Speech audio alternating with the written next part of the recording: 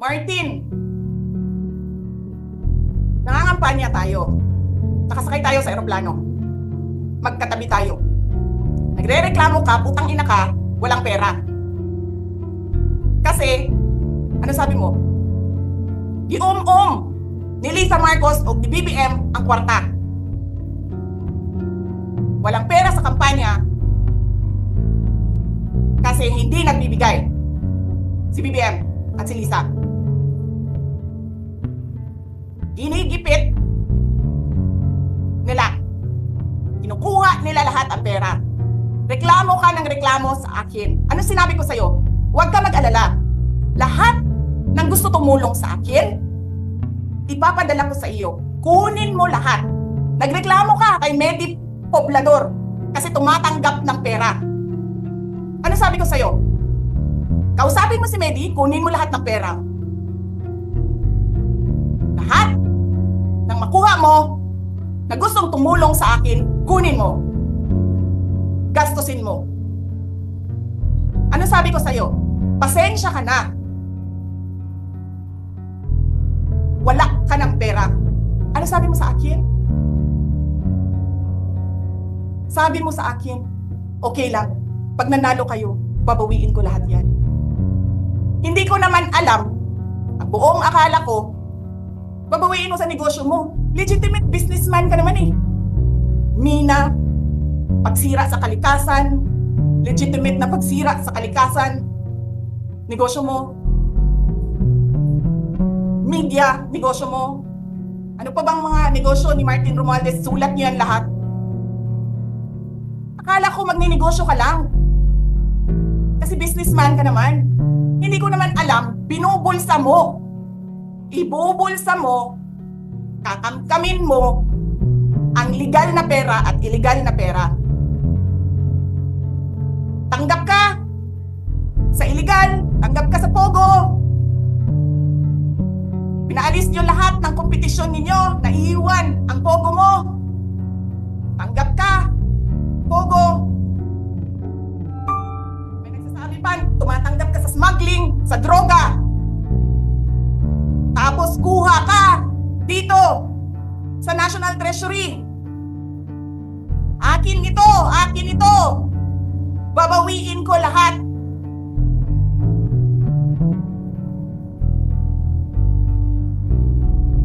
Masakit sa akin, Martin, hindi yung pagsira ng pangalan ko eh. Ang masakit sa akin, maalis mo man ako sa presidential race, hindi pa rin ikaw ang presidente, king ina mo. Walang boboto sa'yo. Please lang. Wala. Hindi ka nga dumadaan ng contest eh. Kasi wala kang kalaban sa Tacloban. Kasi binibili mo, pinapakidnap mo, hinaharas mo ang mga kalaban mo. Hindi ka dumaan ng contest. Ang alam mo lang, kasi mayaman ka, bibiliin ko lahat ng tao ng pera. E pobre man mong tanan, kwarta na may inyo. There is nothing in you except money. Yan lang. Martin,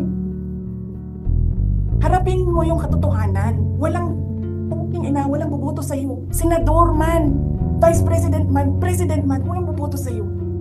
Hindi ko nga alam kung mananalo ka pa ngayon sa Tacloban eh. Palamang hindi na. Sinong gusto sa lahat sa buong Pilipinas ang ibalik ka sa Kongreso? E di lahat ng tao pupunta yan doon sa Tacloban, mangangampanya yan sa kalaban mo. Kasi magnanakaw ka. Hindi ka dumadaan sa audit.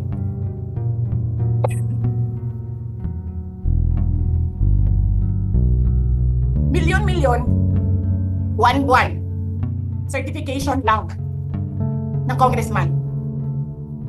1 million, 2 million, pirma lang. Alam nyo, bakit alam ko? Kasi may MA din ako. May MA ako sa DepEd, may MA ako sa OVP. Pero sa amin, sa akin, nire-require ako ng resibo ng COA. Pero alam ko, certification lang ang kailangan. Pero nagko-comply ako. Bigay nyo lahat ng resibo. Pero ikaw, pirma mo lang, hindi mo nga ata pirma yan, pirma lang ng staff mo yan. milyon dyan sa Committee on Accounts. Lumalabas ang pera. Pirma nyo lang. Walang nag-audit sa inyo. Sino ang nag-audit ng confidential funds ng Office of the President? Wala.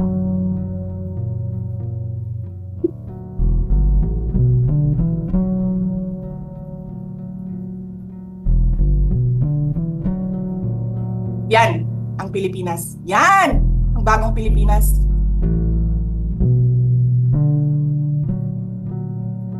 Kriminal ang speaker. Bakit ko nasabi kriminal siya? Basahin niyo yung kaso niya sa United States of America. Sinungaling, presidente. Double whammy pa. Hindi lang siya sinungaling. Hindi pa siya marunong maging presidente. Nagpresenta ka na magiging presidente ka. Tapos, hindi ka pala marunong.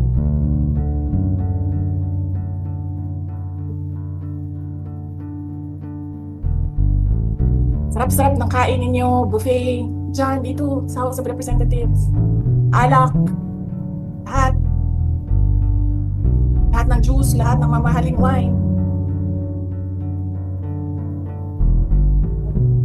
Pero yung taong bayan, ang pinamisan ninyo ng 20 pesos na rice, yung taong bayan na hindi ninyo pinupuntahan sa mga komunidad nila, ano sabi nila? Asin lang, okay na mi, anak naman mi anak. Ganyan ang bayan natin. Okay na lang kami sa asin. Saan ka nakahanap ng bayan na ang tao, because of their hopelessness, because there is no functioning government, umukay na lang sa asin.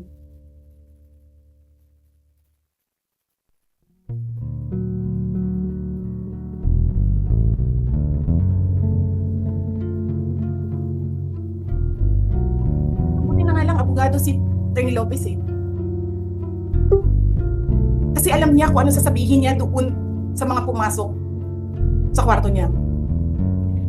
Na take note, nagnakaw pa ng cellphone. Saan ka nakahanap? Papasok ka, nanakawin mo yung cellphone, dadalhin mo pa yung tao.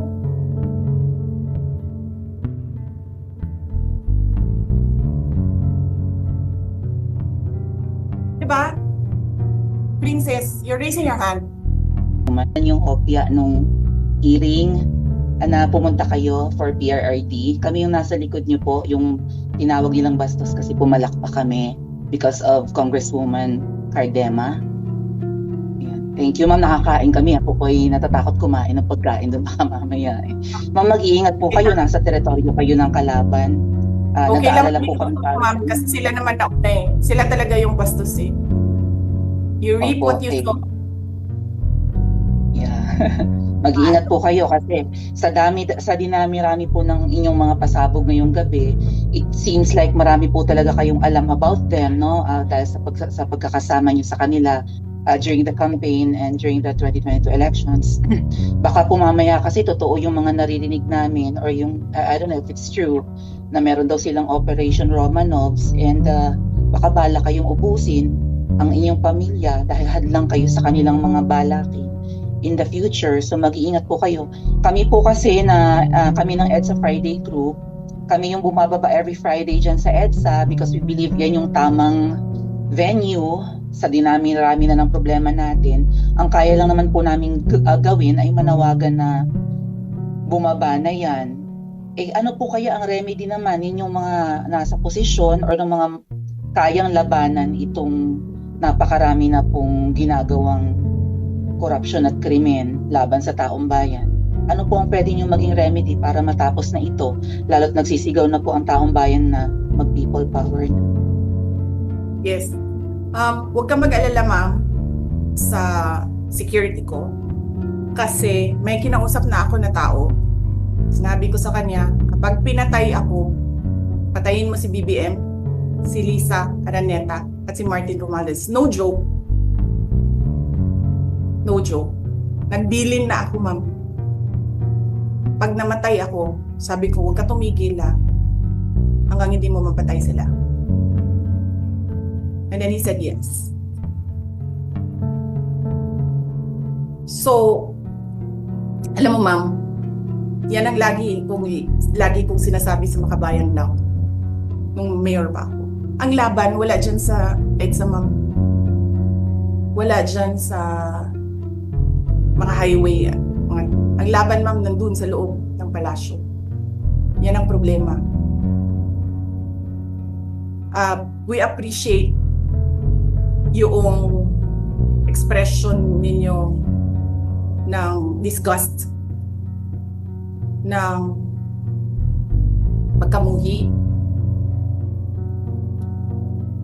ng hopelessness, kasi it reflects kung ano yung nararamdaman ng marami, milyon. Alam ko yan ma'am, kasi kahit saan ako pumunta, ako ang sinasabihan, binoto namin yan dahil sinabi mo, iboto namin.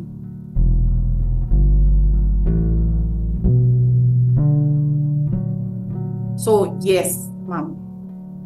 Maraming salamat sa ginagawa ninyo. Dahil sa ginagawa ninyo, I'm sure nakikita yan ang taong bayan, and na-appreciate nila yan. Marami sa ating mga kababayan ang gusto sumali sa inyo.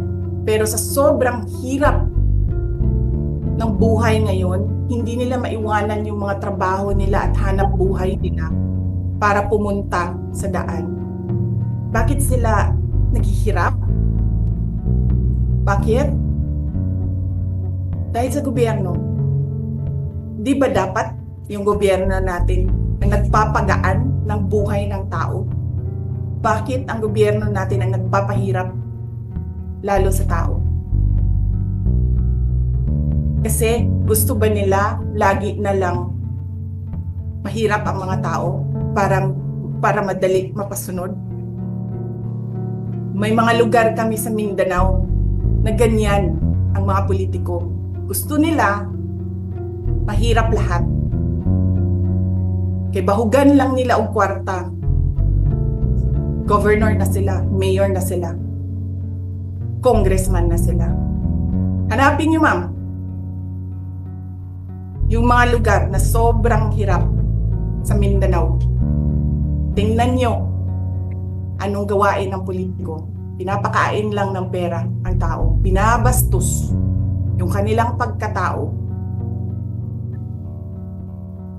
dahil wala silang pakialam. Yan din yung mga tao na gusto sumama sa inyo, na nakikiisa sa inyo, pero hindi nila maiwanan yung hanap buhay dahil sa pamilya. Madami yan. Madam Vice? Dempsey, do you have question? Dempsey? Pwede bang ako muna sa Montreal? Sige, sir. Madam Vice, I am the GUE sa Canadian Pinoy Region Montreal, dari sa Montreal. Ma'am, tama gina imong sulti ma'am. Kay ako ma'am, gapokus ko sa Kamiging. Grabe gid kayo ang pangdaog-daog nila sa mga tao sa Kamiging. Insakto gid ka ma'am. Ipangbahugan na nila ang mga tao. Kay balo man gid kaon sa istorya sa Kamiging. Adlaw-adlaw na ko gibati ko si Romaldo pero gahi pagid kayo. So, manginaot po ko ma'am nga apilon mimo sila kay kana imong giistorya tinuod gigna tanan. Nagibahugan ra ni Romaldo ang mga Kamiging non kay para sunod-sunod ra niya. Daghang salamat.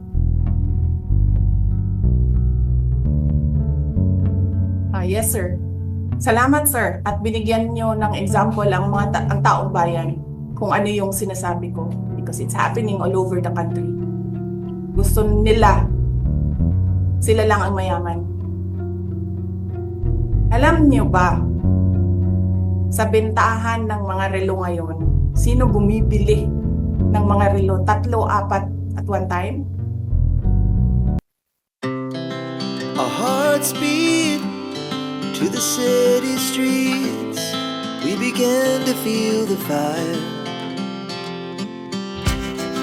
We rise like tall buildings as the chemicals that take us higher.